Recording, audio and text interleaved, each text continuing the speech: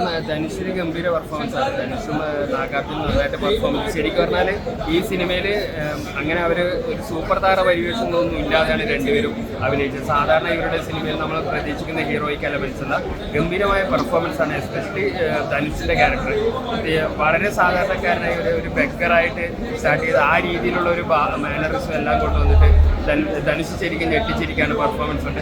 കഥയിൽ നമുക്ക് ശരിക്കും കീറുമുടിക്കാൻ നോക്കിയാൽ സാധാരണ തെലുങ്ക് സിനിമയെ പോലെ ഒരുപാട് ലോജിക്കൽ ഇഷ്യൂസും സംഭവങ്ങളൊക്കെ ഉണ്ട്. പക്ഷേ അവർ ഉദ്ദേശിച്ച മെസ്സേജ് വളരെ സ്ട്രോങ് തന്നെയാണ്. അത് ധനുഷിന്റെ പെർഫോമൻസിലൂടെ അത് തിയേറ്ററിലേക്ക് വന്നിട്ടുണ്ട്. തിയേറ്ററിൽ കണ്ടിരിക്കേണ്ട പടം തന്നെയാണ്. തിയേറ്ററിൽ കണ്ടിരിക്കേണ്ട പടങ്ങൾ കുറച്ച് ലോങ് അവേഴ്സാണ്. അതായത് 3 hours മേലെയുണ്ട്. ഒരു സ്ലോ സ്റ്റാർട്ടറാണ്. പക്ഷേ ആ കഥയുടെ ഒരു ബിൽഡ് ചെയ്യാൻ വേണ്ടിയിട്ട് ആ സമയം ആവശ്യമാണ് എന്നാണ് തോന്നിയത്. കാരണം കൂടുതൽ കഥാപാത്രങ്ങളായിട്ട് നമ്മൾ ഒരു കണക്ഷൻ വരാൻ വേണ്ടിയിട്ട് ആ ദൈർഘ്യം ഹെൽപ്പ് ചെയ്തിട്ടുണ്ട്. മെയിനായിട്ട് സിനിമയുടെ സെക്കൻഡ് ഹാഫ് നല്ല ഫാസ്റ്റ് പേസിലാണ് പോയിരിക്കുന്നത്. ഉദ്ദേശിച്ച ആ ഒരു മെസ്സേജ് അവർക്ക് എന്തായാലും പാസ് ചെയ്യാനായിട്ട് സാധിക്കും. രശ്മിക്കും ധനുഷ് ആ കോംബോ കണ്ടായിരുന്നു.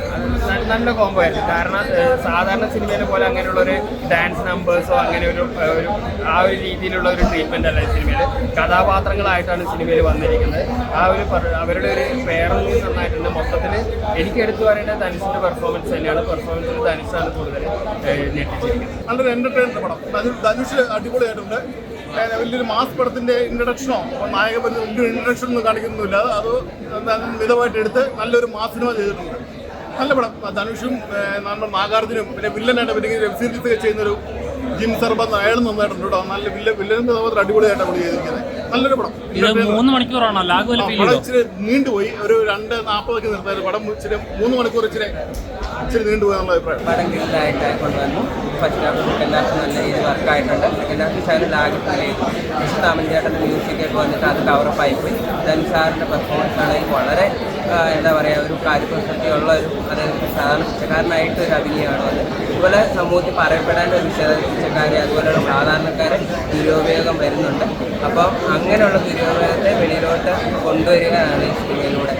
ഇത് പടം ഏത് ജോൺ? ത്രില്ലർ എന്ന് പറയാൻ പറ്റും? അത് ഇമോഷണൽ അങ്ങനത്തെ ഇമോഷണലാണ്. കൂടുതൽ ഇമോഷണലായിട്ടാണ് വരുന്നത്. അതുപോലെ നമുക്ക് ഫോളോ ആയിട്ട് കണക്റ്റ് ആവുന്നത് പടം. എങ്ങനെ നാഗാർജുനയൊക്കെ എങ്ങനെ ഉണ്ടായിരുന്നു? നാഗാർജുന ആദ്യം ഒരു എന്താ പറയുക വില്ലനായിട്ടാണെങ്കിലും പിന്നീട് അതേ ഒരു ഹീറോയിലൊക്കെ ഒരു ട്രാൻസ്ഫോർമേഷൻ ഉണ്ട്. അത് നല്ല രീതിക്ക് വർക്കായിട്ടുണ്ട്. ബാക്കി വില്ലനായിട്ടാണ് മിക്ക ആൾക്കാർ നന്നായിട്ട് നല്ല പെർഫോമൻസ് ചെയ്തിട്ടുണ്ട്.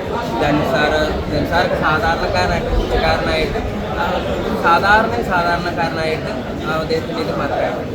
രശ്മിക്ക് ആ കോമ്പോ ധനുഷ് രശ്മിക്ക് അദ്ദേഹം ആ ചേച്ചി പിന്നെ പോലെ പുഷ്പയിൽ വന്ന പോലെ അത്ര ഓവറാക്കിയൊന്നുമില്ല ഇതിനകത്ത്. പിന്നെ അതൊരു മീഡിയം ഫേസിൽ ഒരു ഓക്കെ മോഡിൽ അത് ആ ചേച്ചി അറിയിച്ചിട്ടുണ്ട്.